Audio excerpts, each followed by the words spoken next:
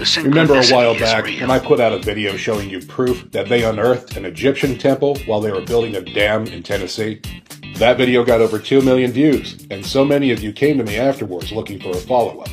Well, I got to work and found something that's going to blow your mind. This book was published by a U.S. Senator from Kentucky in 1824, and it was the first real published history of Kentucky. Copies of this book that haven't been censored are very rare to find, and this one cost me over $1,000 to bring to you today. But once you see what's in it, you'll know why they worked so hard to keep it away from you. Here we see that the principal nations of the eastern continent which have contributed to the people of North America and Kentucky were the Adelans and Coutans, who came easterly through the Atlantic Ocean, and the Istakans and Augusians, who came westerly through the Pacific Ocean. The nations which peopled the western shores of the eastern continent were the Gomerians in Europe and the Atlantes in Africa. The Atlantes formed a powerful empire in North Africa, which gave laws to many nations. Numerous revolutions and invasions took place among those nations, until at last the Atlantes of Africa united them all by conquest in one powerful empire, which extended over North Africa, Spain, France, Italy, parts of Greece, Asia, etc., and lasted many ages under several dynasties and emperors.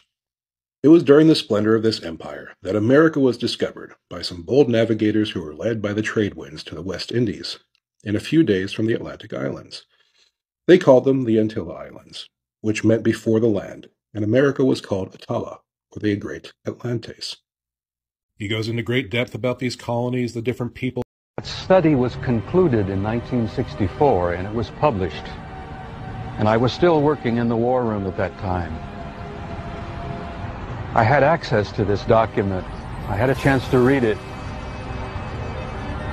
And having been exposed to it, I must tell you honestly that my life has never ever quite been the same. Because I read first-hand reports, verifiable NATO military material that indicated that the UFOs were not only real, but they represented something far beyond anything I had ever imagined before. When the study was concluded in '64, they concluded that there were 4 different groups apparently coming and visiting us. Out of those 4 different groups, one group looked exactly like we do, so much so that they could sit beside you in a restaurant, or in an airplane, or in a theater, and you'd never know. And that particular point bothered... A number of things that I've heard from people in the Pentagon, that the buzzword in the secret of secrets in the Pentagon is the Sumerian gods are returning, and that's what they're referring to as that whole area that Peter's... Wow. Can you repeat that again, just in case anybody missed it? The buzzword in the Pentagon, in the the military circles that are in the know about the cover-up here, they kind of in whispered tones talk about the return of the Sumerian gods, and they're talking about the what we would call aliens or fallen angels returning into the Middle East, into Old Sumer area. The Anunnaki. The good news for the black man is that he is on the verge of recapturing his position as ruler of the universe. The bad news for the white man is that his long and wicked reign will shortly be over. What do you mean the black man is the original man? It means that there was no human being on the earth or in the universe before the black man. He's the first that God created.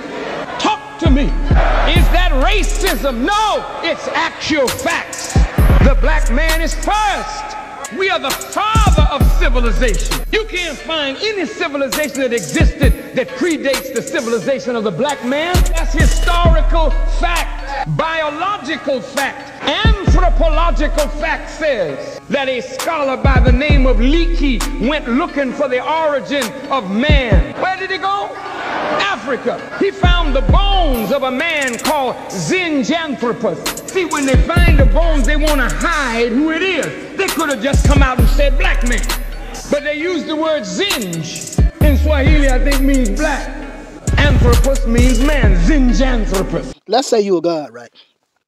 You ain't finna bow to shit. You a god. And you know you're not about to move on the account of what a mortal is saying. A mortal is beneath you. Because you're a god. They're not on your level yet. They don't match your frequency. So why would you bow to them when they call on you? If anything, they're going to bow to you when you call on them. So when people pray to God to do such and such and answer their prayers, that's almost an insult.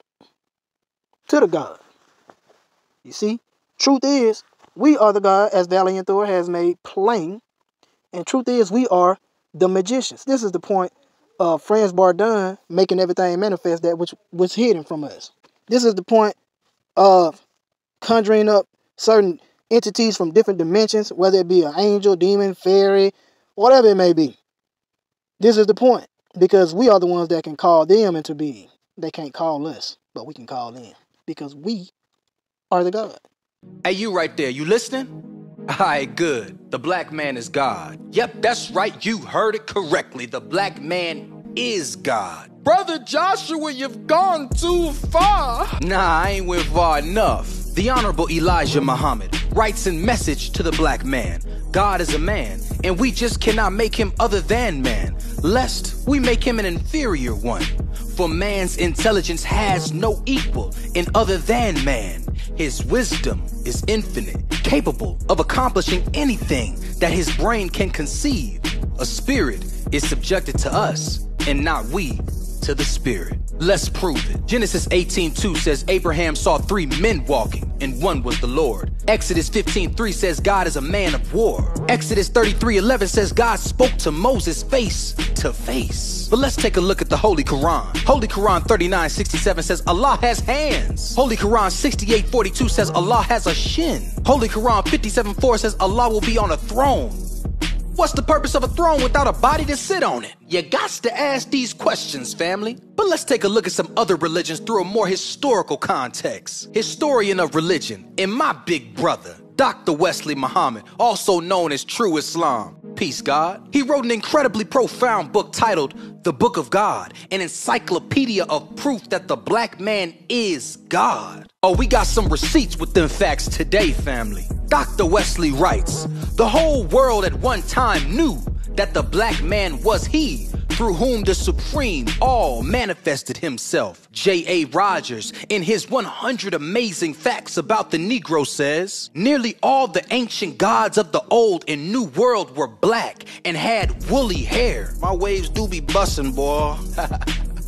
From the texture of their hair, I am inclined to assign to the Buddha of India, the Fuhi of China, the Zaha of the Japanese, the Quetzalcoatl of the Mexicans, the same and indeed an African or rather Nubian origin. Y'all thought the messenger was just making stuff up. Ha! Silly Negroes. But let's move on to ancient Kemet, since black folks love to talk about Egypt. Dr. Wesley goes on to write, in the great civilization of ancient Kemet, God was understood in anthropomorphic terms. Egyptologist E. Wallace Budge, in The Gods of the Egyptians, observes that the Egyptian gods were in their own image, only they attributed to them superhuman powers. Sheikh Anta Diop, in The African Origin of Civilization, says also, thus we can understand why the Egyptians always painted their gods as black as coal, in the image of their race from the beginning to the end